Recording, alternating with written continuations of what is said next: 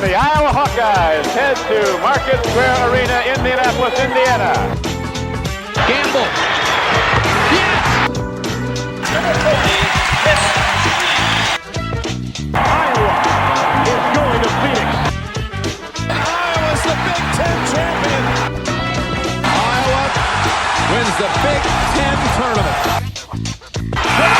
It's good! It is good! Wieskamp, his shot at the bar. It goes in!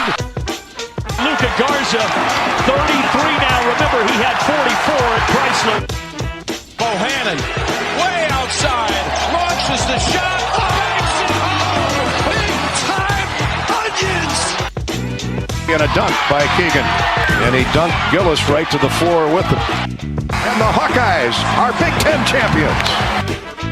An old-fashioned stare down. Sanford!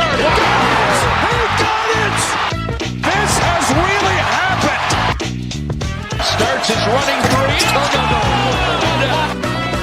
Impose your will, the servant mentality, but we'll always play defense.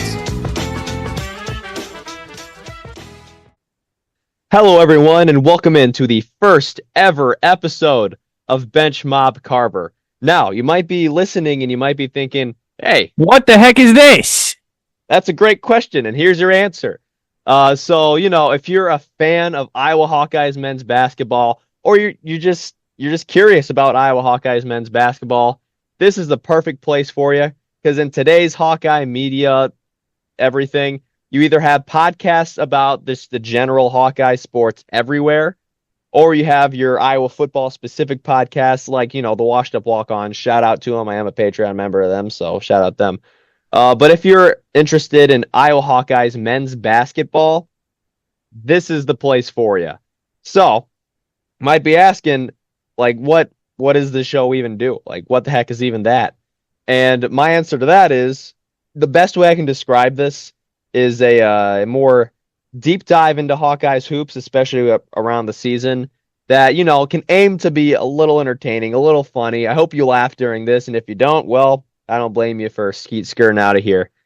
But, so with this, I do have a co-host for tonight. He's probably not going to be here every night, but sometimes we'll have him on during the season, and it is Mitchell. Mitchell, tell us about yourself in about a minute. Well, about a minute. Oh, man. Let's see.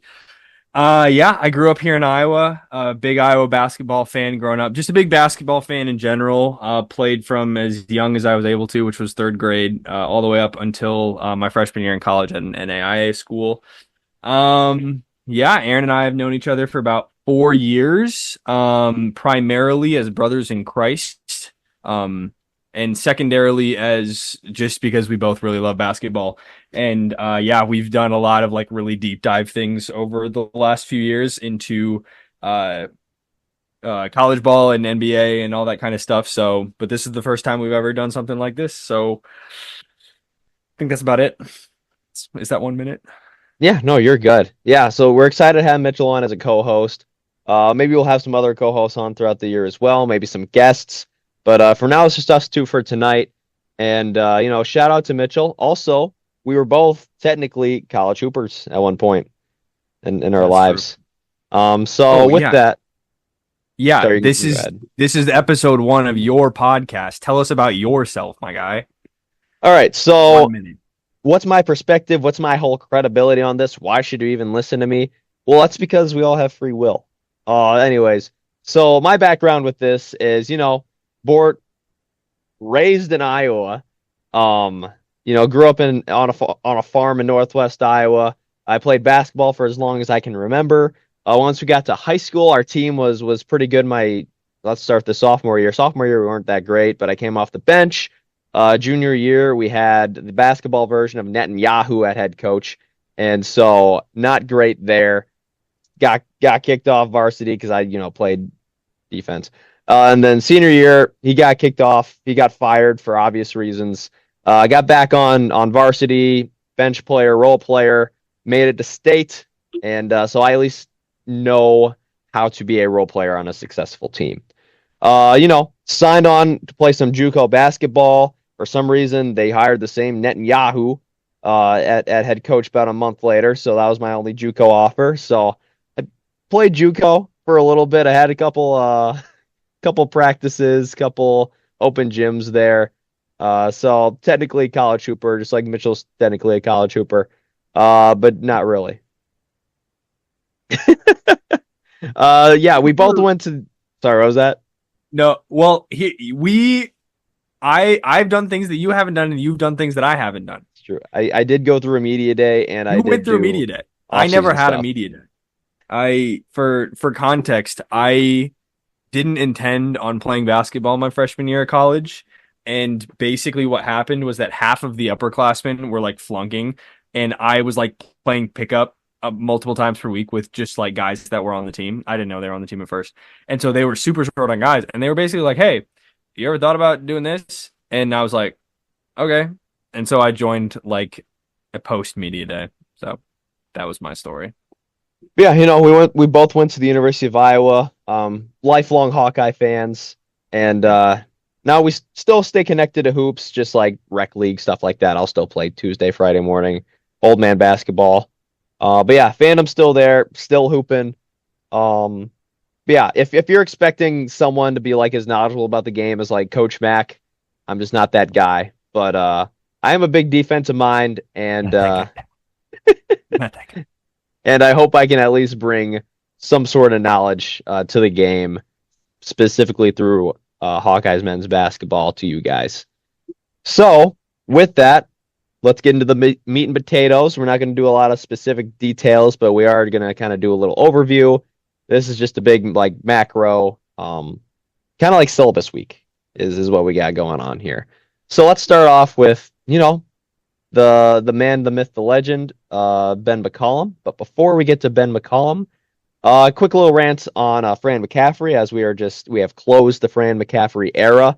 And there's going to be a lot of people out there who say, oh, Fran was this, Fran was that, Fran is terrible. Do you remember where we were before Fran and the Todd Licklider days? I remember the Todd Licklider days. Do you remember, what was his kid's name? John Licklider? I don't know. Whoever it was. I was like 10 years old watching this game, watching these people play basketball. And I was like, they're bad. Like, this is terrible. Anyway, I wasn't as good at evaluating basketball back then, but yeah, the Licklider era was very rough. Nothing compared to where Fran got us. Yeah, Fran took us from the depths of a very bad place to pretty decent. Like I think we can honestly say like, hey, the Hawks were decent throughout Fran's tenure. We even had some teams who were top 2 seed, top 3 seed in the tournament, and yes, we still didn't make it to the Sweet 16, but still good seasons. We've had good seasons with Fran McCaffrey. We've had great regular seasons. And, I might not agree with his basketball philosophy, very offensive focused, but the results were there. We won a lot of regular season games, and it kind of set us up for getting a Ben McCollum in some twisted way. And from Fran's point of view, Ben McCollum wouldn't have taken this job if we were just garbage for 15 years. And so here we are. The Ben McCollum era has started, and I have never been more excited for Hawkeye hoops in my entire life. So with that, we have our head coach, Ben McCollum, 4-time national champion, 9-time conference tourney champion, 13-time regular season conference champion, 426 wins, 82% win percentage, 5 national championships. Sorry, there's 4. 5-time national coach of the year, 9-time conference coach of the year, born in Iowa City, raised in Northwest Iowa. The man, the myth, the legend, Ben McCollum. Defense first, baby. And so, Mitchell, do you have any quick thoughts on Ben McCollum? Honestly, something that I kind of forgot to mention. I was a big Iowa basketball fan. Well, I mentioned I was a big Iowa basketball fan growing up. Like the Alford, Licklider, McCaffrey eras was there for all of them. But I gotta say, I haven't been keeping up with like the last 2 years of Hawkeye basketball, and so I'm excited for this season, and honestly kind of like this podcast a little bit to like get me back into it and like actually be able to I don't know, get back into doing all that. I'm really interested to see how he handles this transition, which I think we'll probably touch on this a little bit later. But basically, this entire program was built from the ground up. Like, there is almost nothing retained from last year. And so there's so much that's like up in the air in terms of how in terms of like how the season's going to go and like how everything's going to mesh together. But from what I've seen and what you've told me, in addition to what I've seen so far, he's starting in the right place. Like you said, he's got that very like defensive, like very culture oriented mindset. Like, I think a good number of the guys that are on this roster, which again we'll talk about later, but followed him from Drake, which, I mean, obviously you listed all of his accolades, but like somebody can have all the accolades they want. Like, if they're not like a coach that if they're not a leader that people want to follow, people wouldn't follow him. And the fact that he had players follow him there, even with me knowing nothing about the guy, I think is just a big testament to the kind of coach that he is, and something that I hope returns has good returns this season, I suppose. But I think definitely will in the long term. Yeah, no, absolutely. And again, I don't want to be crapping on Fran at all. I think Fran was a great coach, and I think that he brought us... He's a great offensive coach. Yes. He brought us from the dumpster fire to respectable. But if you take a look at Penn's roster, how many former Hawkeyes are there? Not a single one. And so you take a look at Ben McCollum, and we got like half of his roster. Like, and the whole thing with like, yes, he's taking another step up, and I can't guarantee that we are going to be as successful at this level as Ben was in the last level. But we can rest easy knowing that just last year, Ben McCollum went from Northwest Missouri State, a D2 school, to Drake, and brought like half of his D2 roster to D1, and they won 30 games, and they beat Missouri in the NCAA tournament. And so that's a testament to like I can have some sort of confidence that he can do it at another level, because he's shown that he can take D2 guys to a mid-major level and make them a winner. So I think he can take guys from mid-major to the Big Ten and make them a winner. Mm-hmm. Now, with that, Ben McCollum, I like to hand out kind of like preseason grades, ratings for the players, grades for the coaches. I give him A+ because why wouldn't I? All he's done is win. And until he's proven me wrong, I don't see why I would change that. Now let's talk about his NBA comp. So I'm going to list the main attributes of Ben McCollum. You tell me who this sounds like. So Ben McCollum, culture first guy. First and foremost, before he does anything, big culture guy. He goes, hey, we're going to build a championship level culture. And I think he's done a really good thing. He's said the right things. And you know, just a very people first guy as well. Big weight room guy. Like, we're talking like you need to be in a championship level shape in order to play on my team. Like, the weight room, I don't even remember seeing any Hawkeyes lift under Fran McCaffrey. So like he's a big, like, we're going to be in championship level shape. Defensive minded coach. Like, I know a lot of teams contact him because like, hey, we like your sets, we like all of this. But first and foremost, he is always a defensive minded first guy of like, hey, in order to set up our offense, we have to get stops. And that's where basketball starts with him, and same here. He has proven that he can do more with less. You know what the nickname was last year for Drake when he was coaching there? They were D2 Drake. So he took a bunch of D2 guys and made them winners at the mid-majors. So yeah, what NBA coach has championship level culture, is a big weight room guy, big physical fitness guy with their team, defensive minded coach, and has proven that they can win with less. Yeah, I mean, I feel like it's a little bit of an obvious answer here. Like, you think of like, there's probably one team where like their culture is like a notable thing about them, and like they've consistently stayed relevant as a team despite not always having like the big names to back it up. Not that they don't have big names, but like, you know what I'm saying? Yeah. But yeah, I think like I'm getting like Eric Spoelstra vibes here. So yeah, I mean, I'm thinking back to like the kind of obviously like the Jimmy Butler area. Like Jimmy Butler's a big name. We're not disrespecting Jimmy or Bam or Harrow, but like you consistently had guys like Caleb Martin stepping up, like Gabe Vincent stepping up, and like rip to the Laker fan that I'm speaking to right now. But Please don't leave the pod. like Miami has consistently had those guys step up, which I think is, I mean, like you said, a huge part of like their culture and all that kind of stuff. And so, if McCollum can, channel a little bit of Spoelstra, I won't complain. Yeah, I think it's all kind of there. I think he's kind of the college version of Eric Spoelstra. And like you take a look at the Miami Heat guys, and I think it probably could be this way too with the Hawkeyes. Is like, as a Lakers fan, I've been one since '04, don't come after me. As a Lakers fan, like we get Gabe Vincent, before we had Kenny Nunn, and you're just like, why the heck aren't these guys doing what they were doing in Miami?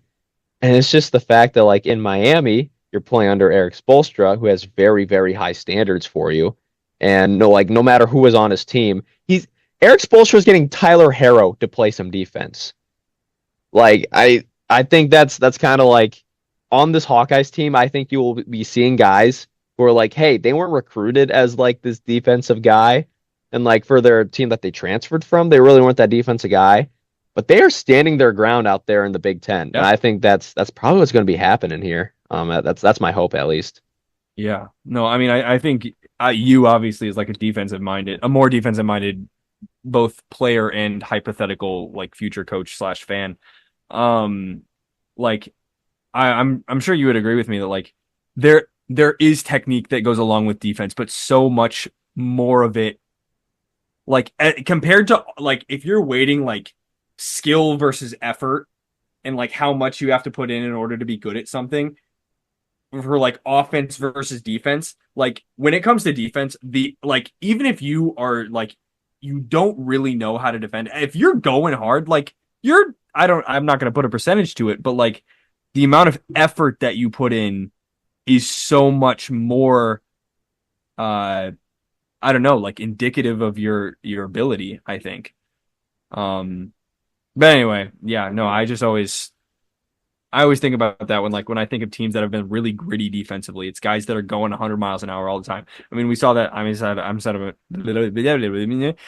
an NBA fan, but like watching like the Oklahoma City Thunder defense last year, which like I'm not going to talk about the refs, but like their defense was ridiculous in basically like in the finals and in the conference finals against the Wolves, and like I don't know, but like it's one of those things where like the reason their defense is as good as it is not just because they have like, yes, they have really like good technical defenders, but also like every single one of those guys is going 100 miles an hour all the time, and they're all like doing it as one unit. And so yeah, if that's something that, I mean, like I said, can be brought about here, that's, you can make a terrible defender into a slightly below average offender. Yeah. I think the percentage is probably somewhere around 80. So I think if you have zero defensive skill, what was that? I said I think at least at this level, I think. Yeah. Like if you're just like a terrible natural defender, but you're giving it your all, like that's like a B- C+ defender right there. Yeah, that's fair. Like you're gonna get cooked sometimes. You can be an average defender if you're giving it your all and you don't really know what you're doing, I think. Yeah, so I think you take a look at these guys and take a look at their offensive skill, and you go, okay, pair that with just like a decent defender, and I'm pretty confident. But yeah, speaking of the teams, I'm not going to go over every single guy because we just don't have the time for that. But the main 3 guys plus a couple more.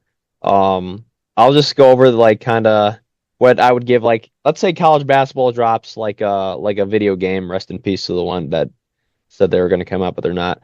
If they were to drop a game, what my rating for them would be and what I think their like NBA comp is. So starting off with the man, the myth, the legend, potential All-American, we're talking about Bennett Sturtz. Transferred from Northwest Missouri State and Drake. Followed Ben McCollum throughout this entire like last 2 or 3 year process. So Bennett Sturtz just reminds me a lot of like a prime Chris Paul. Like, if Brent Sturts could go throughout a game and have like 0 points and 30 assists, he would love that.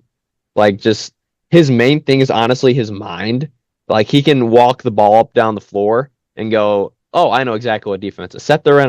I know exactly what defensive set we're in. I know exactly who's going to be open, and I know how to get them open, and I can direct traffic here. Like, it's a very mental game for Bennett Sturts, and that's why I think like he reminds me of a prime Chris Paul. Yeah. I mentioned earlier I haven't really followed Iowa basketball. Even if I did, I would have no reason to know most of these players. But I guess like one of the things that you said there was that you obviously there's the comparisons to like 2013, 2014 Chris Paul-ish, that era, but also like just the fact that like he could potentially be like an all-American caliber player. And I guess like what would you say to the people who, or I guess like what have you seen from him that makes you think that he's going to make that leap from like being a star at like the D2 or like Drake level to being a star at like the, you know, Big Ten, like national level? Yeah. So with Bennett Sturts, so there's only been one time. It seems like the bigger the stage gets, the better he's become, because I don't even think he got like first or second team recognition in D2 for his conference. Okay. Then he transfers to Drake, and suddenly he's the Missouri Valley Conference Player of the Year, and now he's even at a bigger stage. Yeah, you know, I think maybe his last year at Northwest Missouri State, he got like a second team thing, but it seems every time the stage gets bigger, he performs better. And then also there's the fact that Drake did play a couple like big dogs last year, and Sturts I think played even better in those games than he did against the Missouri Valley. I mean, shout out to former Hawkeye Tony Perkins, but if you watch the Missouri versus Drake game, he was cooking him. Absolutely cooking him. So, I mean, he's shown that he can do it at this level before, and I put him in an Iowa uniform, and I think he might even get better. Yeah, fair enough. Big Ten Player of the Year. Hypothetically. Then we don't have to talk about as much as like I'll just go over kind of what I expect to be the rotation, and we don't have to spend as much time on the other guys. But Alvaro Folgueras from Spain, he kind of plays like a Lauri Markkanen, like just a very like kind of all-around type of guy, three different level guy. He can pass really well. Rebounding is okay. He could do a little bit better at rebounding, but you know, he was also his conference's Player of the Year. So we got 2 mid-major conference Player of the Year, and I think he can kind of do the same thing with Bennett. And I think he can get even better as things get even more tougher. I'd give him probably like an 86 overall. Any thoughts? Oh, sorry. I thought... No, you're good. No, you're good. Okay, so just to give you guys an idea of how hard Aaron goes with this kind of stuff, he sent me this, which is a breakdown of every single player on the roster, because he was like, hey, do you want to do this podcast thing? And I was like, I don't actually know anything about like the roster this year. And so he sent me that. Anyway, the only thing that I'm seeing here that's really jumping out, obviously it's nice to have size. Like having a guy who's 6'10" is gonna be nice. Like we like having those big guys on the inside. This man is born in 2005. What? Oh, if you want to get real crazy, take a look at, he's on, I think, the 3rd row to the left. We got Trey Thompson, freshman, coming in. 2007? That's disgusting. Late 2007. He was a month away from 08. 2007. Oh my goodness. Yeah, we're getting old. Young. He's young for his grade. Yeah, he actually skipped his senior year of high school to be here. Okay, that makes sense. I'm thinking like, okay, like I have a brother who was born in 08 or in June of 08 who's a senior now, and I'm like, I know he's young for his grade. But anyway, that's crazy. That's insane. They're not allowed to be that old yet. Anyway, that's all. Yeah, we can move. Yeah, let's go. Brendan Housen. Sorry, it's actually pronounced Hassan. Brendan Hassan. I'd give him like an 84 overall. He reminds me of like a JJ Redick, kind of like me on offense.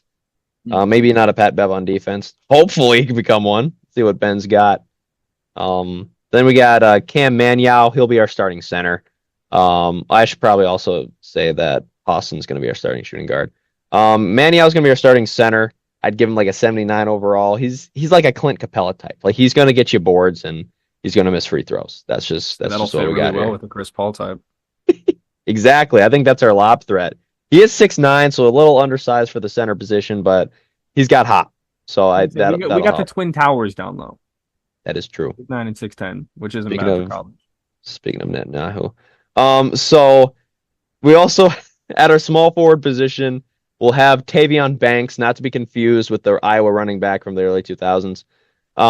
But I'd give him like a 78 overall. And he's kind of giving me like the 07, 08, like Kenyon Martin vibe. Just a big bruiser. Like That's a pull. Yeah.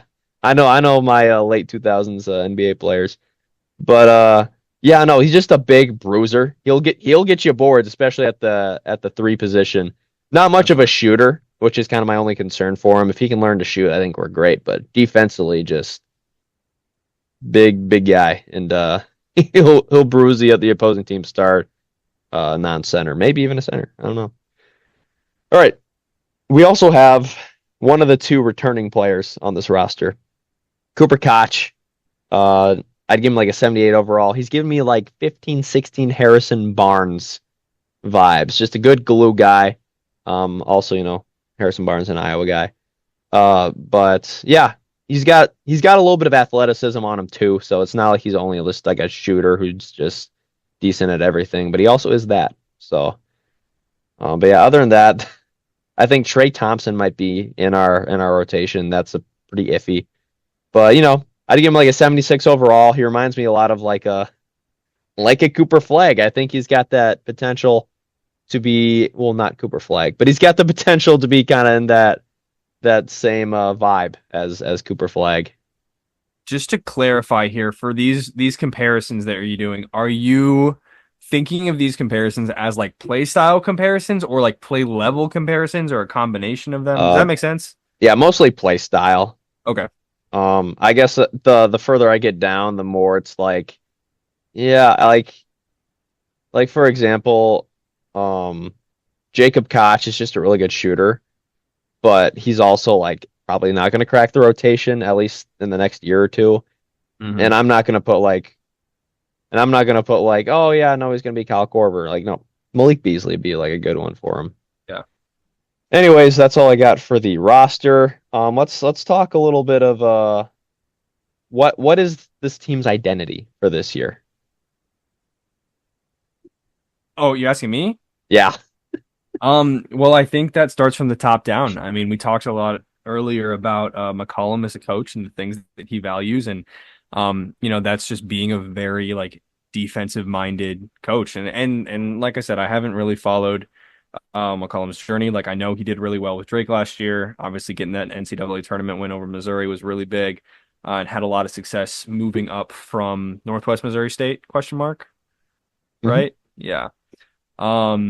But yeah, I mean, you talked about like him being like the let's get in the gym, like let's grind it out, like let's like have this level of toughness where we're just gonna like match up with anybody who's across from us. And so anyway, I think the culture of a team and the identity of a team is almost entirely defined by its coach. At least again at this level where you have so much rotation from year to year. And so I guess that's what I'm thinking from this. Absolutely. Yeah, I think the defense is going to be the number one thing that like they are taking a lot of guys who aren't known for their defense. So there could be a question mark there, but I think Ben McCollum is just kind of that coach that's going to be like, hey, I don't care how good you are on offense. If you're not playing any defense, you're not playing. So we have that. On both sides.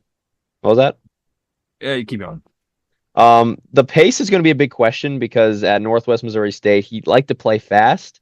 But once he got to Drake, they were a pretty slow team last year. I think they were last in pace. Mm-hmm. But honestly, the play style doesn't really matter too much for me in terms of that, as long as like you're efficient with your possessions. But that's going to be a question. I think he would prefer to play a little faster. But obviously, if the team isn't constructed in a way to where if playing fast is just not going to be good for you, I don't think he'll do that. So there's a little bit of that. I think the Hawks. I'm not going to get into predictions yet. I just want to get over this team. So I would say success for Iowa this year. And I'm not even going to say like a regular season thing. Obviously, you need a floor of regular season success to even get to the postseason. But I say this should be a team that makes the NCAA tournament, and I think we have to view success Sweet 16.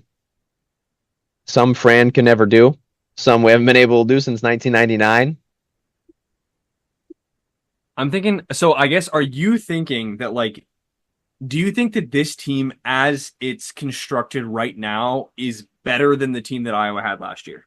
Yes, Okay, fair enough. by a mile. That's nice. We always love some good optimism. We did have a lot of softies last year. Anyways. Yeah. Yeah, I mean, I think for me, I think I'm a slightly less optimistic, still optimistic, but slightly less optimistic. There's so much in the air. Like I said, this roster, this staff has been reconstructed from the ground up, and there are just so many questions with that, like, if Iowa finishes like 12th in the Big Ten, I'm probably not going to be surprised. And if we finish like 5th in the Big Ten, I probably wouldn't be like super surprised. But like, I think a really good goal for this team is to like, let's make the tournament and like, let's like have a solid like regular season, take the time, like mesh together and like hit our stride in those last like 5 to 10 games as we go into the Big Ten tournament and hopefully ideally into the NCAA tournament. And, I mean, yeah, I don't want to say like just getting there is like the ideal for success, because obviously you want to win games once you get there. But I think if we get to the end of the season and Iowa is in the NCAA tournament, I think that's a successful season given like the like everything that this roster has kind of gone through, and it's so like abnormal that I think I would count that as successful. That's fair. I think because you have a lot of Drake guys. We also added a couple guys who were just really good on their mid-major team. You have a couple guys who are good role players on their Power 5 team. And so I think, could we get past what Drake did last year? I think that Nice. that could be the goal. That's just kind of my thought process with that. I'm not going to go through the schedule really. I think we'll save that for a different date. But yeah, I am pretty excited for just what is to come this year. Pause. And I just really think that Ben McCollum was just the perfect hire. I know Darren DeVries was a hot topic there for a little bit, but looking back at it, like what I said when it happened was I think Darren DeVries gives us a higher floor, but Ben McCollum gives us a higher ceiling. Because if he can translate what he did at the D2 level and even at Missouri Valley last year to the Big Ten, we're talking natties. And if Iowa ever wins a natty, I don't know what I would do. I'd probably just spontaneously combust. What did you do when the Lakers won in 2020? I gave myself a sparkling grape juice bath. Nice. I mean, to be fair, Again. not to sound like a spoiled NBA fan, but been there before. Was my first rodeo in 2020. Look, I was just celebrating appearing in the Western Conference, to be honest. So Hang the banner. hang the banner, yeah, right next to our 2021 playing championship banner with our playing MVP Patrick Beverly, your namesake, playsake. I don't know. Oh, man. But yeah, that's really all I got for you guys. We got about 7 or 8 different, maybe 9 different shows before the season kicks off. So we'll take a little bit more of a micro look at everything else until then. But for now, it's all we got. Hope this was a good intro for you guys. Hopefully you guys come back. We'd love to have you. But that's all I got for you guys. Thank you for showing up. God bless, and go Hawks.